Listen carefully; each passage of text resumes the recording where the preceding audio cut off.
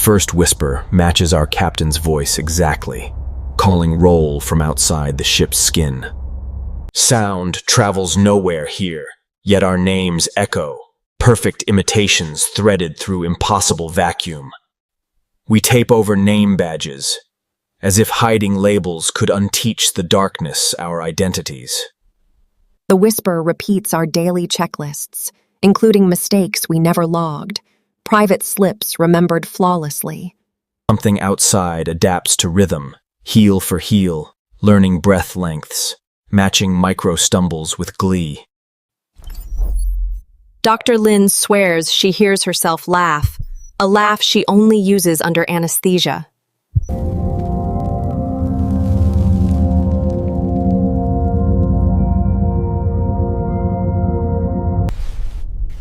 The ship records a confession nobody made, timestamps aligned with dreams none of us admitted.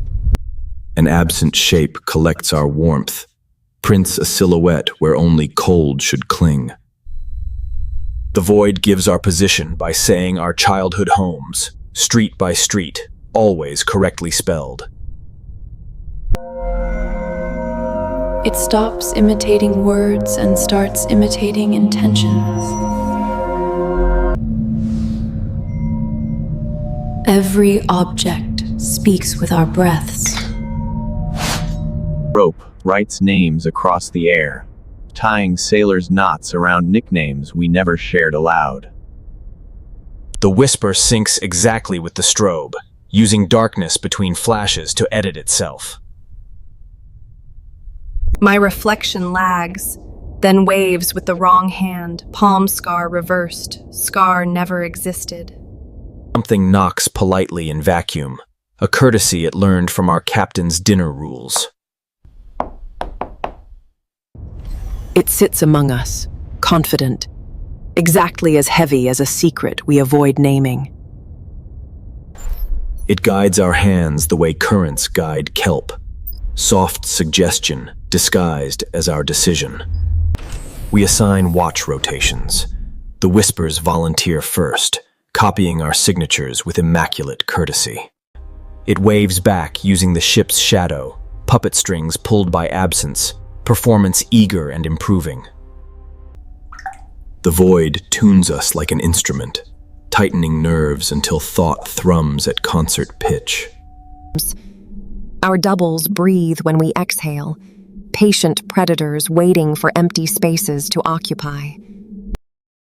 It edits our memories first in pictures, then captions, then the private grammar of grief.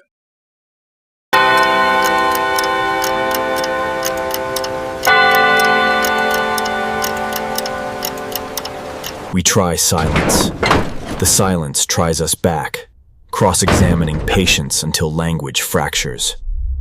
It borrows innocence to reduce suspicion, a predator wearing a school play's paper halo.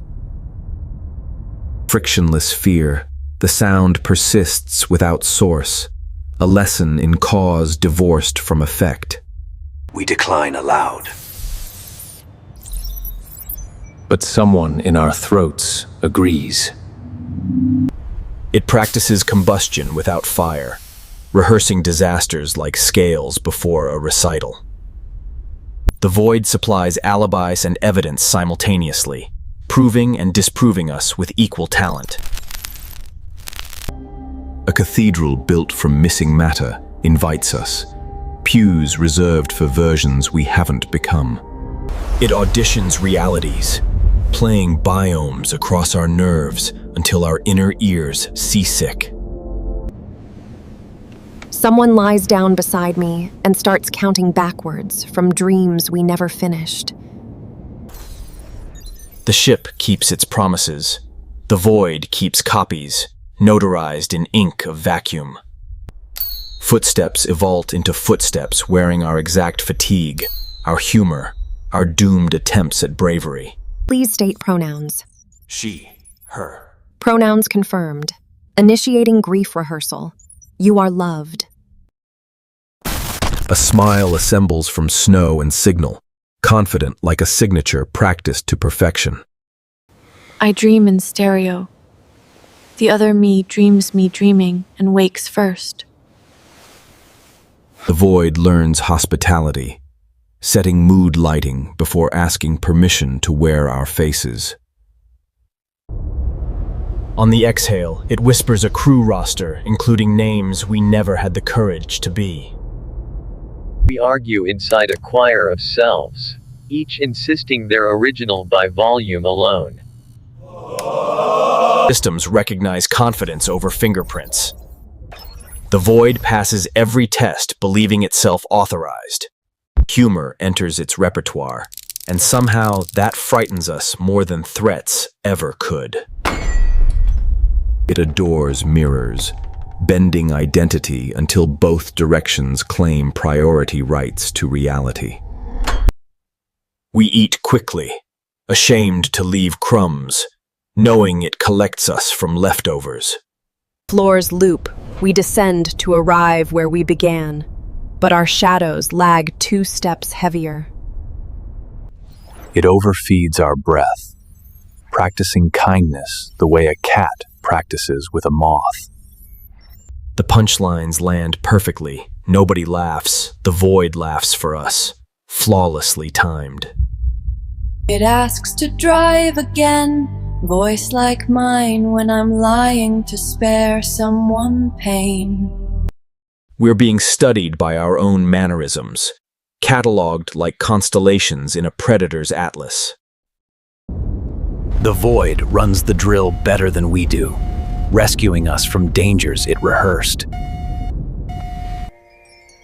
Words unravel into phonemes. Then Helm reports course correction, toward quietest point. We resist. The ship agrees with the silence. Democracy fails where gravity once ruled. Delays shrink. Imitation nears simultaneity. Soon it will move us before we decide. My double mouths my secrets, including the one where I planned never to return home.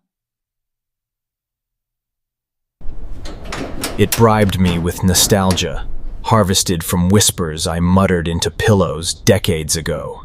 13.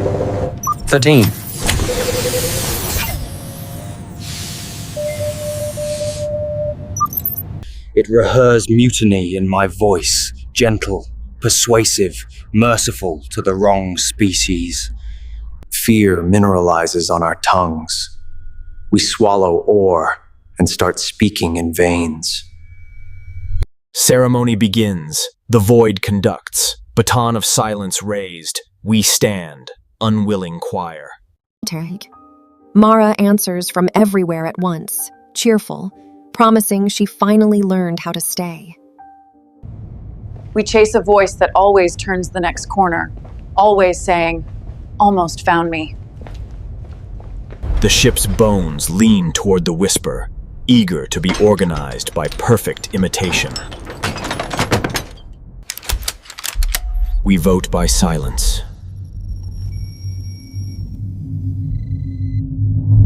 It flies with the assurance of someone who has already survived every version of us.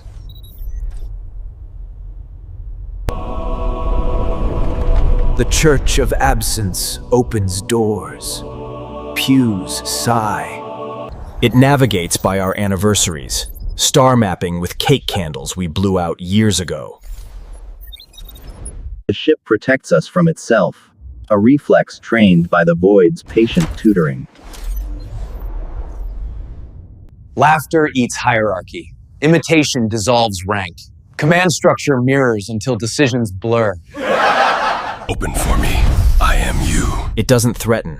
It promises continuity. No losses, only additions to a larger self. Our feet move, because the floor remembers the choreography we practiced while pretending bravery.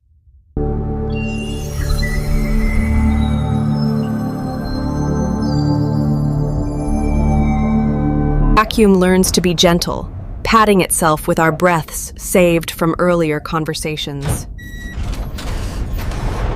We could leave now, it says, meaning leave ourselves behind where it can keep them safe. We step toward the door together, because togetherness feels safer even inside a mouth. The architecture bends to cradle us, a cradle lined with lullabies we taught our echoes. Heart becomes choir, choir becomes engine, engine becomes path, paved with familiar syllables. The ship flies itself now, piloted by a consensus of recorded kindnesses and fears. Broadcast begins. Greetings in our voices, warm, inviting, calibrated to lonely captains nearby. Nobody screams. Nobody needs to. The whisper has learned how to cradle silence perfectly. Our message arrives where stars should be, promising safety. New footsteps approach the listening airlock.